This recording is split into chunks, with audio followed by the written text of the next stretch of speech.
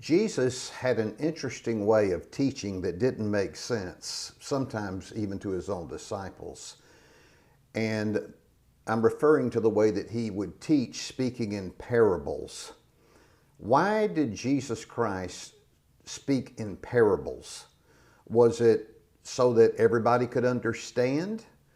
You know, a lot of people would say, well, you give a good story so that it helps people understand what you're saying. But according to what Jesus himself said, that was often not the reason why he spoke in parables. In fact, the contrary was the truth. Over in the Gospel of Luke, in the 8th chapter, in the 10th verse, you find Jesus speaking there, and he said, "The knowledge of the secrets of the kingdom of God has been given to you, but to others I speak in parables, so that seeing they may not see, though hearing they may not understand." Well, that might come as a surprise to some of you who have always believed that Jesus spoke in parables to help people understand. I've just shown you the verse in Luke 8:10 where Jesus himself said, "No, I speak in parables sometimes so that people won't understand." Why would he do that? Well, I think of the movie A Few Good Men, when Jack Nicholson said to the character of Tom Cruise there in court, remember, he said, "You can't handle the truth." The reality is, we're all at different places on the continuum of our respective journeys. And sometimes people are just not at the place where they're able to handle the truth yet. I wrote a parable some time ago that I'm going to share with you and then ask you a few questions about it. And those who have ears to hear will hear, and those who have eyes to see will see. You can listen to this more than once if you need to. And if you get it, that's great. If you don't get it, don't worry about it. That's okay. I'll come back to something that everybody can understand next week. But here's the parable that I want you to hear. I call it a parable about a good father. All right, this is not biblical. This is something I wrote. This doesn't come from the Bible. A dad took his children and put them in the house and told them to clean it.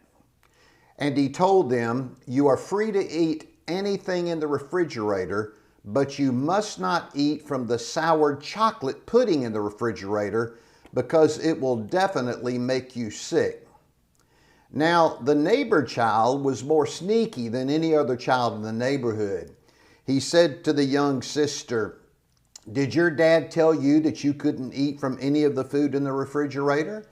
And she answered, "No, he said we could eat from any of the food in the refrigerator, but not to eat from the soured chocolate pudding or we would get sick." "You will not get sick," the neighbor answered. "Your dad knows that when you eat the chocolate pudding, you will then be like him, being able to enjoy everything that is there."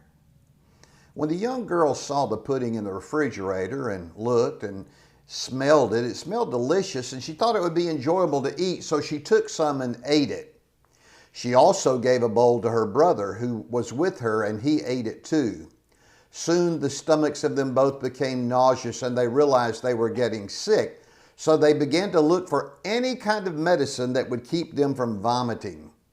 Then the brother and his sister heard their dad driving up the driveway that evening, and they hid from him in the bedroom. But the dad called out to his children, "Where are you?"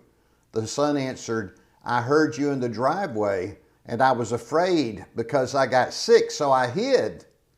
"How did you get sick?" the dad asked.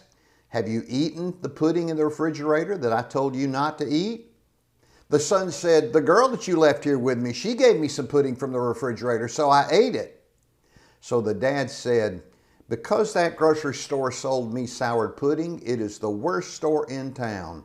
It will end up failing in business, and I'll tell all my friends to never shop there again because they'll get sick." To the sister he said, "I will take you to the hospital where they will pump out your stomach and it'll hurt severely. Recovering from this won't be easy for you." To the brother he said, "Because you listened to your sister and ate the pudding from the refrigerator I told you not to eat, the next few days are going to be very hard for you. You will hate chocolate pudding from now on. The very thought of it will make you sick." I want to ask you 4 questions about that parable. Number 1, did the dad punish the children for eating the pudding? Number 2, why did the children become sick? Did the dad make them sick? Number 3, what was the curse on that grocery store? And number 4, did the dad reject the children when they disobeyed?